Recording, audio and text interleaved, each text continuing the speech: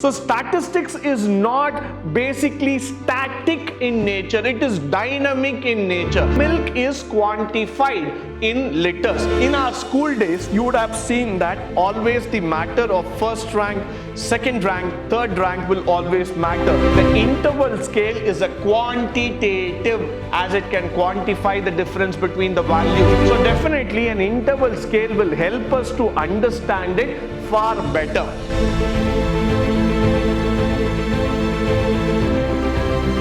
Good morning and welcome to the first session in Unit 3 in Business Research Methods, where we are going to speak about measurement and scaling. Now, moving further, in statistics, the variables or numbers are defined and categorized using different scales of measurements. So whenever we are speaking about statistics, we have different scalability, we have different standards of measuring a particular variable. Like for example, we might use in kilograms for body weight, centimeter for height. So we have a different scaling technique, we have a different measurement standards altogether. Now each level of measurement scale has a specific property that determine the various use of statistical analysis.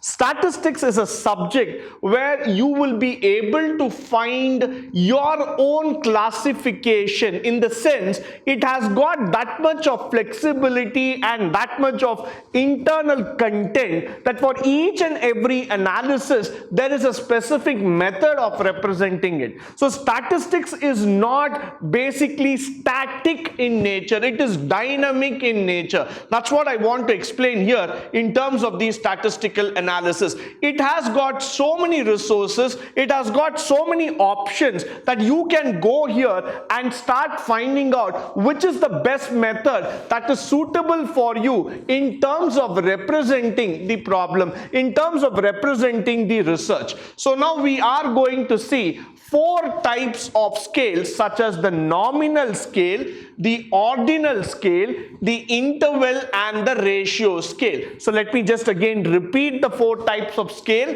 the nominal, the ordinal, the interval and the ratio scale. Now let's go further and try to understand each one of them. Now the first thing, that what is a scale altogether, let's have a quick definition about it and then we will get into in depth of the scaling. Now a scale is a device or an object used to measure or quantify any event or another object. So this is very important for us to understand what is a scale altogether. So when I say that what is the scale, now this is the exact definition which I'm going to talk about, because when I say scale, it is a device or an object. Please understand, it's a device or an object that is used to measure or quantify. That's going to tell me what is the value of a particular object, of a particular instance altogether. So when I define an object, when I define an event altogether, there needs to be a quantifier altogether,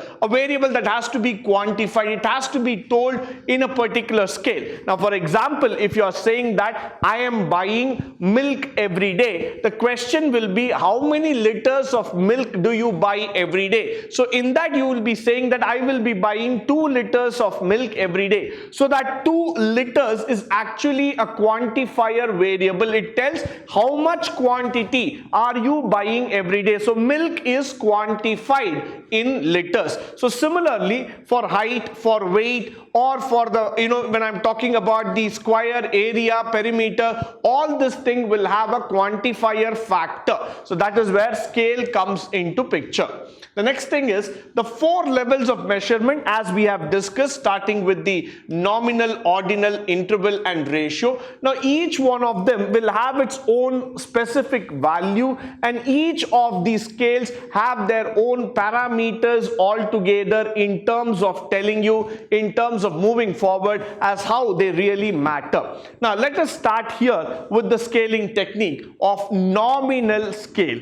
Now what is a nominal scale? Nominal scale is the first level of measurement scale in which numbers serve as tags or label to be classified or identify the objects. So numbers will serve as a tag. Now that's a very, very important factor here. A nominal scale usually deals with non-numeric variables or numbers that do not have any value. This is very, very important. Non-numeric in nature variables or that do not have any value. So we are going to talk about a priority based kind of scaling here. Now what are these factors? Now we are going to talk about a nominal scale variable is classified into two or more categories. Basically in this measurement the answer should fall into the either or all classes. So it is basically qualitative in nature, it is not quantitative.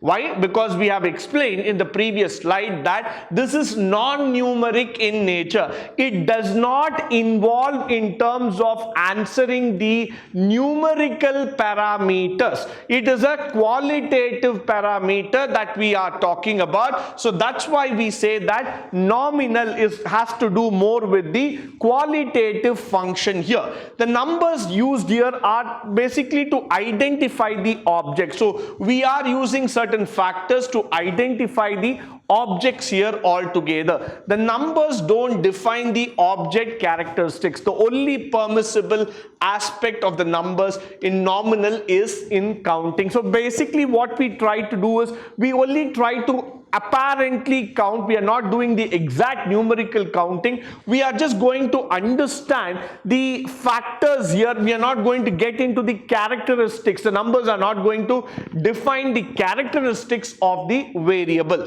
Now moving further, for example, I'm just going to share an example here on the nominal scale measurement. Now the question, what is your gender, male or female? Here the variables used as tags and the answer to the question will be either a male or a female. So that's how exactly an example of a nominal scale comes into picture. So here we are able to understand the factor very, very clearly. It's either going to be like an objective oriented. The tag is either on male or the tag is either on female. So this is how this example has to be classified, has to be understood altogether. Now moving further, ordinal scale. What is an ordinal scale? The ordinal scale is the second level of measurement that reports the ordering and ranking of data without establishing the degree of variation between them. So this is not going to establish the degree of variation. When I use that word degree of variation, that means there is an amount or there is a level of varying capacity. There is some relationship. To what extent the variable 1 and variable 2 will vary, will have some kind of connection. So that is not going to be established here. That's not going to be the priority here. Rather, we are just going to look into the second level of measurement. Ordinal represents the order. Very, very important. It represents the order. So ordinal data is known as qualitative data and or the categorical data. So it's a qualitative data. So when I say the word qualitative, again this has not got to do something with the numbers here. It is more about on the ranking, on the priority stand. So that's why I say it can be grouped, named and also ranked. So ordinal is all about ranking in priority. So that's where we are going to come. These are all the qualitative factors that are coming into picture. These are not about the quantified. So I'm not just going to put numbers and say that I have measured it. I have certain priority. I have certain naming function. So that's why I'm coming this into picture. Followed by now the characteristics of an ordinal scale. How will you look into the ordinal scale? The first thing, ordinal scale shows the relative ranking of variable. Now for example, you have 4 tasks in your hand. Task A, task B, task C and D. Now all the 4 tasks will not have the same priority altogether. you will have a different priority for different tasks. So what you will try to do is that you will do a relative priority ranking. You will say that I have to do task B first, then task C, then I will go to A, and then I will do D. So let me just put it here for you. You have 4 tasks, namely A, B, C and D. Now all the tasks will not go on the same line. You might give this task first priority, followed by C, which gets the second priority, followed by D, which might get the third priority, and then finally you might go here, which will get the fourth priority. This is exactly the ordinal scaling altogether, because you are not following a normal methodology. You are giving priority based ranking, followed by it identifies and describes the magnitude of the variable. Very, very important and interesting point. Why? Because when I use the word magnitude of a variable, that means to say that I am trying to understand the importance, the impact, the value of the variable. So that's why it is very, very important. Along with that information provided in the nominal scale, which we saw before, ordinal scales are those which gives the ranking to those variables. So we will prioritize based on the values that we have got there in using the nominal scales, and then we will give a ranking order. Interval properties are not known. That's very, very important. When I say interval properties are not known, it is not something like 0 to 10, 10 to 15. You cannot do this factor at all there. So interval properties will not be known in terms of your ordinal scale. Followed by surveyors can quickly analyze the degree of agreement concerning the identified order. So if I am the surveyor, I am just going to go through that. I am going to find what is the value, what is the agreement concerning here, how is the establishment be done. It has been identified as the order of variables. So surveyors can quickly analyze the degree of agreement concerning the identified factors. They'll say that this is what we have to do, this is how it has been identified. So you can quickly do it and take the priority altogether. So that's why we get into this ordinal scale rating altogether. Followed by an example. Ranking of students, first, second, third, rating of restaurants. Now this is very, very common. In our school days, you would have seen that always the matter of first rank, second rank, third rank will always matter, because that's how we try to compare and contrast against each other. But then that's how the system was built. So whenever you say that a person has scored a first rank, that's based on a cumulative total score. Similarly, when you give ratings to a restaurant, that's again based on a lot of perceptions that the customers carry in their mind. So that's how the rating scales or the ranking scales have been a very, very close example or priority that comes in terms of your ordinal scale rating. Now the next thing is the interval scale. Now this is very, very interesting. Why? Because in the interval scale, this is the third level of measurement scale. It is defined as a quantitative measurement scale in which the difference between two variables is meaningful. So there is some meaning, there is some value between those two variables. So that's what I'm trying to come here and say. It is the third level of measurement scale. It is defined as quantitative measurement scale in which difference between two variables is meaningful. When I use the word meaningful, there is some value, there is some meaning behind those two particular variables. In other words, when I say the variables are measured in exact manner, they're going to be measured exactly like what they are, not as in relative, which means A compared to B. I'm not going to relate against each other. I'm going to take the variables and I'm going to measure it exactly as what it has been given. In that sense, the presence of 0 is arbitrary. So at that point of time, 0 will become an arbitrary condition altogether.